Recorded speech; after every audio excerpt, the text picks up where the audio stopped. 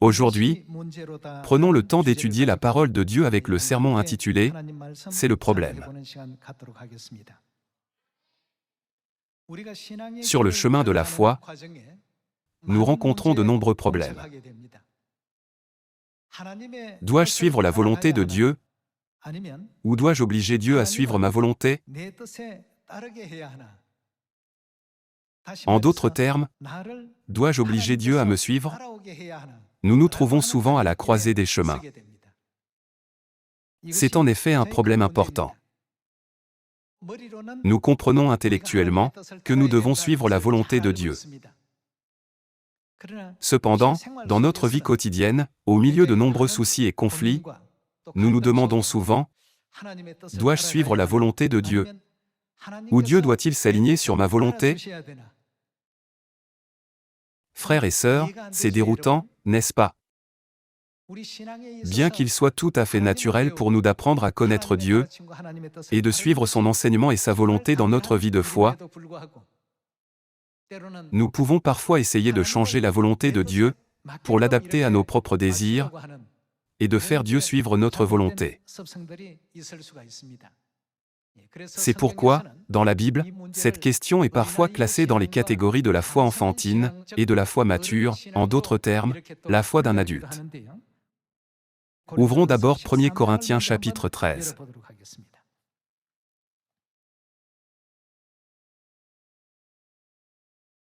Chapitre 13, verset 11. Lorsque j'étais enfant, je parlais comme un enfant.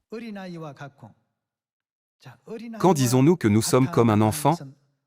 C'est quand nous sommes jeunes et immatures. C'est quand notre foi n'est pas encore capable de comprendre correctement la volonté de Dieu et de saisir pleinement la vérité. Lorsque j'étais enfant, je parlais comme un enfant, et même si j'entendais la même explication, je pensais comme un enfant, je raisonnais comme un enfant. Je ne pouvais m'empêcher d'avoir la foi d'un enfant, mais, lorsque je suis devenu homme, que s'est-il passé?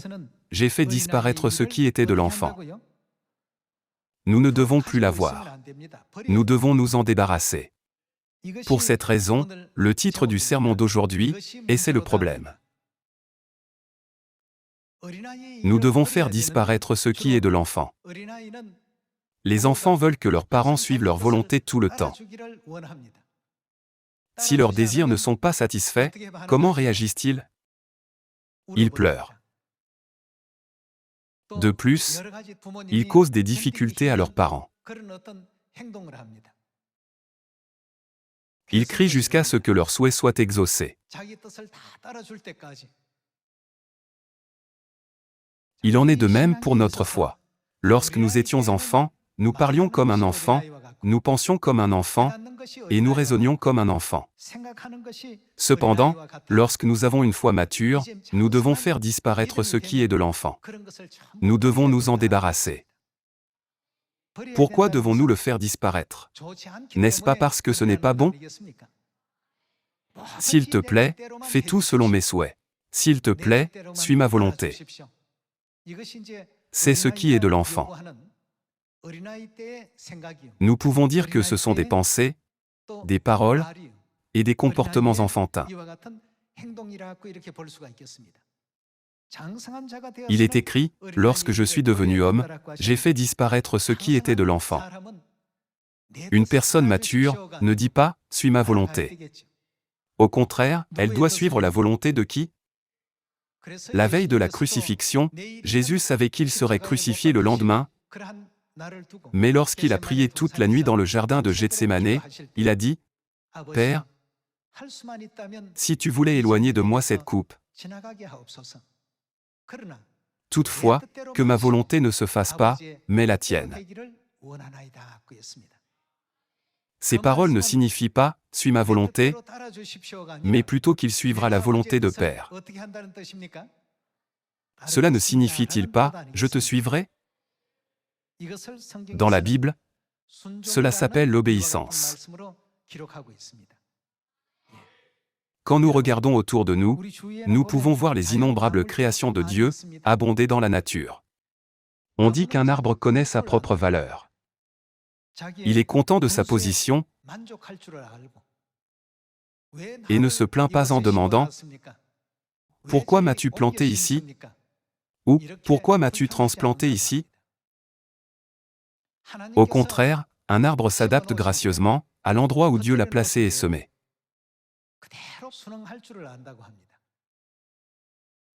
En termes simples, toute la nature suit la volonté de Dieu. Il n'y a pas un seul aspect de la nature qui demande à Dieu de changer la situation selon ses propres désirs. Les montagnes, les fleuves et les mers sont satisfaits de leur position telle qu'elle a été définie par Dieu. Ils ne demandent pas « Pourquoi suis-je devenu une mer ?» ou en tant qu'arbre, « Pourquoi ai-je été placé dans cette campagne alors que je désire être en ville ?» En effet, aucune partie de la nature ne désobéit à la volonté de Dieu ou ne se rebelle contre elle. C'est pourquoi j'aimerais partager avec vous tous une certaine phrase à méditer ensemble. Un arbre sait se contenter du rôle qui lui est confié. Il ne se plaint jamais d'être un arbre. Il ne pose pas la question « Pourquoi suis-je placé ici et pas là ?» La cupidité obscurcit la sagesse, ce qui conduit à la désobéissance, au mécontentement et aux plaintes. Enfin, elle nous fait oublier d'exprimer notre gratitude. J'ai trouvé que c'était un message significatif, sur lequel nous devons réfléchir ensemble. L'arbre sait se contenter. Quand nous regardons la nature qui nous entoure, nous constatons qu'elle connaît sa place et qu'elle est satisfaite, sans jamais demander « Pourquoi ai-je été créé comme une montagne alors que je voulais être une plaine ?» ou « Pourquoi ai-je été créé comme un océan alors que je voulais être un champ ?» Il n'y a pas de création qui ne suive l'œuvre de Dieu. Mais c'est l'humanité qui est le problème. Elle désobéit à la volonté de Dieu et ne se soumet pas à ses enseignements en demandant « Pourquoi m'as-tu placé dans cette position ? Pourquoi as-tu accordé une position aussi élevée à quelqu'un d'autre ?» Frères et sœurs, c'est le problème. Lorsque nous étions enfants, nous exigions tout. Cependant, le royaume éternel des cieux n'est-il pas en train de s'approcher ? À l'approche du royaume des cieux, nous devons faire disparaître ce qui est de l'enfant et avoir une foi mature. Désormais, au lieu de dire « S'il te plaît, fais tout selon mes souhaits », nous devons demander « Quelle est la volonté de Père ? Quelle est la volonté de Mère ? Je veux suivre votre volonté et votre chemin. Si je suis un arbre, je serai fidèle au devoir d'un arbre. Si je suis une mer, je serai fidèle au devoir d'une mer. Si je suis une montagne, je serai fidèle au devoir d'une montagne. » C'est avec cette foi que tous nos prophètes et nos membres bien-aimés doivent dire « Je me consacrerai pleinement au chemin sur lequel notre Père et notre Mère nous guident, selon leur providence de la création. » En ce qui concerne l'obéissance, elle ne s'applique pas différemment aux prophètes et aux saints. Tout le monde doit marcher selon le chemin sur lequel Père et Mère nous conduisent, comme Jésus en a donné l'exemple. Il a prié, toutefois, que ma volonté ne se fasse pas, mais la tienne. Il est nécessaire que nous réfléchissions tous à la prière qu'il a offerte de cette manière. Voyons Apocalypse chapitre 14, verset 4.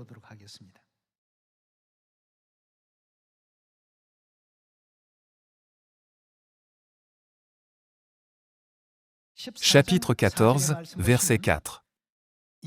Ce sont ceux qui ne se sont pas souillés avec des femmes, car ils sont vierges. Ils suivent l'agneau partout où il va. Lorsqu'il est dit « partout », cela ne se limite pas à un certain environnement. Il peut s'agir d'un espace très confiné ou d'un espace très vaste et étendu. Il n'y a pas de définition fixe pour partout. Quel que soit l'environnement qui nous est donné, nous devons être capables de nous y adapter et de dire que la volonté de Père et la volonté de Mère se fassent. Ne devrions-nous pas pouvoir faire l'expérience d'un tel monde de foi? Actuellement, l'Évangile dans le monde entier avance progressivement vers son achèvement. À chaque étape vers l'achèvement, ceux qui ont une foi mature et qui suivent la volonté de Père et la volonté de Mère sont nécessaires. Un jeune enfant demande toujours « Fais ce que je veux ». Cependant, qu'en est-il des adultes? Ils disent « Je suivrai la volonté de Père et la volonté de Mère ». Dans Apocalypse chapitre 14, la vision de l'apôtre Jean décrit ceux qui sont sauvés. Partout où ils sont conduits, que font-ils? Ils suivent l'agneau partout où il va. Il n'y a pas une seule personne qui dise « S'il te plaît, conforme-toi à ma volonté ». Nous devons nous focaliser sur cet aspect quand nous étudions la Bible. Quand nous avons une foi mature, nous ne demandons plus que les choses se fassent selon nos désirs. Nous demandons plutôt « Quelle est ta volonté? Où veux-tu que nous allions? Que veux-tu que nous fassions? Quel genre de personne veux-tu que nous devenions ?»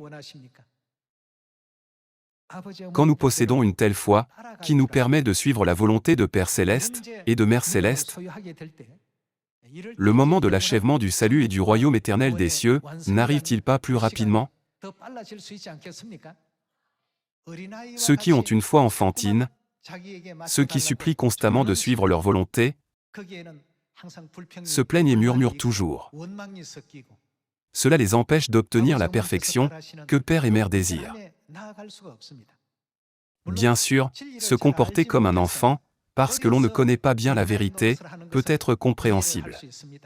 Nous pouvons comprendre en pensant, puisqu'ils sont nouveaux membres, ils n'ont pas encore beaucoup appris. Cependant, si une personne qui a beaucoup appris, et qui est dans la vérité depuis un certain temps, se comporte toujours comme un enfant, n'est-ce pas inapproprié? Il est écrit, « Lorsque je suis devenu homme, j'ai fait disparaître ce qui était de l'enfant. » C'est l'enseignement de la Bible.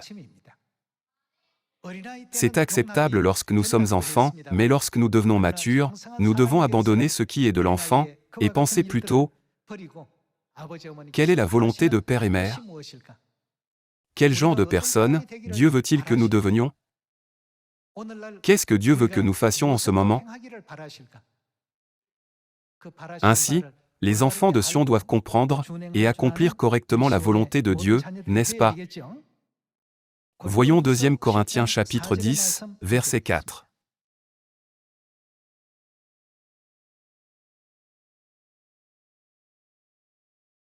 Chapitre 10, verset 4. Car les armes avec lesquelles nous combattons ne sont pas charnelles, mais elles sont puissantes, par la vertu de Dieu, pour renverser des forteresses. Nous renversons les raisonnements et toute hauteur qui s'élève contre la connaissance de Dieu, et nous amenons toute pensée captive à l'obéissance de qui? Christ. Nous sommes prêts aussi à punir toute désobéissance, lorsque votre obéissance sera complète.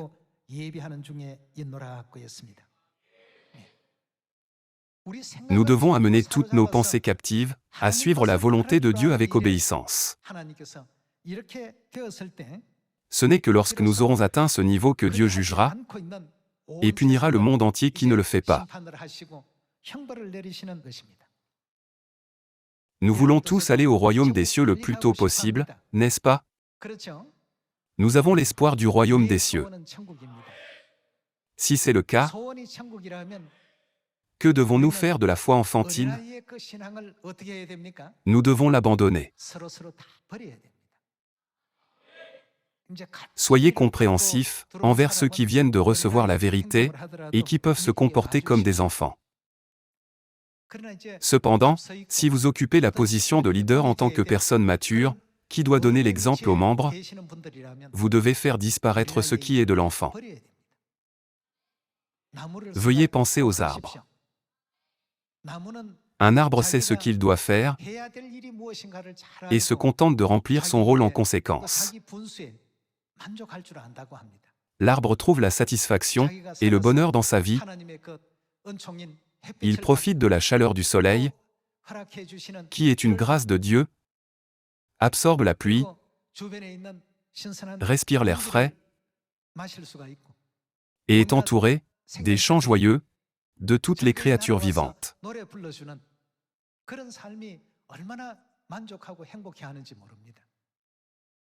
C'est parce qu'il comprend sa place dans la vie. Il sait bien que l'endroit où Dieu l'a planté est l'endroit précis où il est censé vivre. Prenez le temps d'observer la nature et toute la création. Dieu a créé les cieux, la terre et tout ce qui y est contenu. Chaque montagne conserve fièrement sa dignité et chaque rivière est consciente de sa raison d'être. Les fleurs sans nom, qui s'épanouissent dans les champs, se plaignent-elles? Dieu, pourquoi ne m'as-tu pas créé comme les roses ou les autres fleurs que les gens aiment? Pourquoi dois-je pousser ici, dans la nature, sans rien de particulier? Les fleurs des champs se plaignent-elles contre Dieu? Non, elles se contentent de l'endroit où elles se trouvent. Je remercie vraiment Dieu de m'avoir accordé cette vie. Elles remplissent leur rôle avec diligence, là où elles se trouvent. Si tous les enfants de Sion suivent pleinement la volonté de Père et Mère, l'Évangile sera achevé. L'Évangile est achevé lorsque la situation souhaitée par Dieu est réalisée. Si nous voulons aller au royaume des cieux, mais que nous ne connaissons pas le chemin pour y aller, n'étant pas satisfaits de notre position actuelle, nous ne pouvons pas dire que nous sommes les ministres de Dieu. Pour cette raison, quel est le titre du sermon d'aujourd'hui? C'est le problème. Quand nous aurons fait disparaître tout ce qui est de l'enfant, Dieu sera content de nous et ouvrira grande la porte de l'Évangile en Asie. Il ouvrira également la porte de l'Évangile en Amérique du Nord et en Amérique centrale, ainsi qu'en Amérique du Sud. Dieu ouvrira la porte de l'Évangile en Afrique et même en Europe, dans toutes les régions du monde. Le monde entier a besoin de cette préparation. La foi enfantine doit être transformée en foi mature. Selon les enseignements dans Apocalypse chapitre 14 et dans 2 Corinthiens chapitre 10, verset 6, que nous venons de lire, si nous parvenons à une foi mature et que notre obéissance est complète, ce n'est qu'alors que Dieu pourra proclamer que la mission de l'Évangile est achevée et punir les méchants. En d'autres termes, Dieu aura une raison de juger les méchants. Si Dieu prononce le jugement maintenant, ses enfants ne peuvent pas être sauvés. Alors, que fait Dieu? Il nous accorde une année supplémentaire et veille sur nous. Ont-ils acquis une foi mature? Ou s'obstinent-ils à vouloir accomplir leur propre volonté? Nous devons être déterminés et dire, nous suivrons complètement la volonté de Père et Mère, et nous nous y conformerons. De cette manière, nous devons réaliser une belle transformation dans notre foi. Une libellule se métamorphose d'une forme larvaire à des ailes étonnantes, transparentes et argentées, ainsi qu'à une queue fine et profilée. Que faut-il pour qu'elle ait de grands yeux composés? La transformation est essentielle. Tous les enfants de Sion connaîtront inévitablement une telle transformation en un clin d'œil. Pour ce faire, nous devons avant tout résoudre ce problème. Avons-nous une foi enfantine ou une foi mature? Exigeons-nous simplement « tout doit être adapté à mes besoins » ou sommes-nous déterminés à suivre la volonté de Père et Mère? S'il n'y a pas d'obéissance, Dieu ne peut pas trouver de justification pour punir et juger les méchants. Pourquoi? En tant que juge juste et équitable, Dieu cherche à juger les méchants, mais il voit que même ses enfants ne sont pas encore complètement matures. Ainsi, s'il prononçait un jugement immédiat, ses enfants bien-aimés souffriraient inévitablement d'un préjudice spirituel. C'est pourquoi il attend. Si nous voulons aller au royaume des cieux, notre foi doit devenir mature. Nous devons examiner une fois de plus où se trouve la volonté de Père et Mère, collaborer, nous soutenir, prier les uns pour les autres, être prévenants les uns envers les autres, et nous entraider sur le chemin du royaume des cieux. Je demande à tous les membres de notre famille céleste de s'efforcer de le faire. Allons à Hébreux chapitre 3.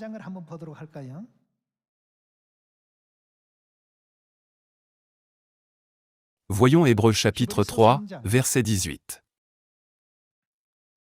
Dans Hébreux chapitre 3, verset 18, il est écrit « Et à qui jura-t-il qu'il n'entrerait pas dans son repos, sinon à ceux qui avaient désobéi? Aussi voyons-nous qu'ils ne purent y entrer à cause de leur incrédulité. Ou n'ont-ils pas pu entrer? Physiquement, ils n'ont pas pu entrer dans le pays de Canaan. Qu'est-ce que cela signifie spirituellement? Cela signifie qu'ils n'ont pas pu entrer dans le royaume éternel des cieux. C'est pourquoi Apocalypse chapitre 14 parle de ceux qui suivent l'agneau partout où il va. Il ne s'agit pas de suivre sans aucune pensée. On dit, un arbre sait se contenter du rôle qui lui est confié. Il ne se plaint jamais d'être un arbre. Il ne pose pas la question « Pourquoi suis-je placé ici et pas là ?» La cupidité obscurcit la sagesse, ce qui conduit à la désobéissance, au mécontentement et aux plaintes. Enfin, elle nous fait oublier d'exprimer notre gratitude. Un arbre est très reconnaissant de la vie que Dieu lui a donnée. Alors il ne se plaint pas, « Pourquoi m'as-tu placé ici plutôt que là? Pourquoi m'as-tu créé comme un arbre et non comme une belle fleur ?» On dit qu'un arbre ne se plaindrait jamais de telles choses. Ne devrions-nous pas désormais adopter de telles perspectives? Lorsque nous étions enfants, nous parlions comme un enfant, nous pensions comme un enfant, nous raisonnions comme un enfant. Tout ce que nous faisions était de l'enfant. Supposons que des parents achètent des poupées pour leurs fils et leurs filles. Mais l'enfant le plus fort s'obstine à vouloir les deux poupées, obsédé par la cupidité. Cette obstination vient de la cupidité. Lorsque quelqu'un demande que tout se fasse uniquement selon sa propre volonté, on peut dire qu'il est encore à l'état d'enfant. Dans chaque processus de l'Évangile, il y a une place pour chacun de nous, fixée par Dieu. Quel que soit l'endroit où il nous place, nous n'avons pas à être insatisfaits de tout ce que Dieu fait. Même si cela semble être l'œuvre des hommes, Dieu accomplit tout, notre Église est sous la direction de Dieu. C'est pourquoi, comme un arbre, nous devons être satisfaits de notre position et de notre rôle et rendre grâce, sans nous plaindre ni demander « Pourquoi m'as-tu placé ici ?» ou « Pourquoi les as-tu placés là ?» Nous devons croire que Dieu a un but en nous plaçant dans certaines positions et nous consacrer de tout notre cœur à la tâche qui nous est confiée. Alors, l'Évangile ne sera-t-il pas prêché, dans la Samarie et jusqu'aux extrémités de la terre, en un instant? Hébreux chapitre 3 parle de ceux qui n'ont pas pu entrer dans le pays de Canaan, qui, spirituellement parlant, est le royaume des cieux. Il est écrit que ceux qui ont désobéi n'ont pas pu y entrer. C'est ce que Dieu dit, en faisant même un serment. Il jure même que de telles personnes ne pourront jamais y entrer. Par conséquent, nous devons rapidement passer de la foi enfantine à la foi mature. En fin de compte, nous devons toujours être joyeux, prier sans cesse, et que devons-nous faire d'autre? Nous devons rendre grâce en toutes choses. Ce n'est qu'alors que nous pourrons marcher sur le chemin de l'obéissance. Ce faisant, nous devons nous demander, qu'est-ce qui met mal à l'aise les membres de notre famille de Sion, qui nous entourent? Que devons-nous faire pour les aider? Comment peuvent-ils grandir spirituellement? Nous devons constamment réfléchir à ces questions et prendre soin d'eux. Comme Jésus a dit, « Si tu m'aimes, paie mes brebis », nous devons nourrir spirituellement nos frères et sœurs bien-aimés et prendre soin d'eux, afin que nous puissions tous entrer dans le royaume éternel des cieux. J'espère que nous pourrons accomplir cette mission. Voyons Ésaïe chapitre 14.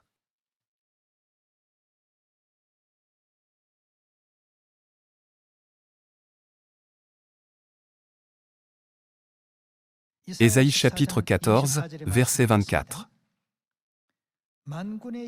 L'Éternel des armées l'a juré, en disant, « Oui, ce que j'ai décidé, que se passera-t-il? Arrivera, ce que j'ai résolu s'accomplira. » Il est écrit, cela arrivera. C'est la volonté de qui? C'est la volonté de Dieu. Alors, quel est le plan et l'administration de Dieu? Dans Matthieu chapitre 28, jusqu'où va l'Évangile? Dieu dit qu'il sera prêché à toutes les nations. Dans Matthieu chapitre 24, Dieu dit qu'il sera prêché dans le monde entier. Ne nous donne-t-il pas la même parole dans Romains chapitre 10? Pour que cela se produise, personne ne doit rester comme un enfant. Nous avons besoin d'une foi mature. Puisque nous avons été appelés en premier, devenons spirituellement matures, afin de pouvoir conduire correctement vers Dieu les nouveaux membres, qui sont comme des enfants, les membres de la famille de Sion qui recevront la vérité. Obéir à la volonté de père et mère est un signe de foi mature, tandis qu'insister sur ma propre volonté, mes propres pensées, ou suivre mon obstination, caractérise un enfant, quelle que soit sa position. Ceux qui ont une foi enfantine ne peuvent pas entrer dans le royaume des cieux. Aujourd'hui, réfléchissons une fois de plus à tous ces enseignements que Dieu nous a donnés. Au lieu de dire « Suivez-moi », disons « Suivez Père Anselm Rome et Mère Céleste qui sont glorieux ». Nous devons tous les suivre. J'espère sincèrement que tous les membres bien-aimés de notre famille céleste guideront les autres de cette manière. Par cela, j'aimerais conclure le sermon d'aujourd'hui. Merci beaucoup.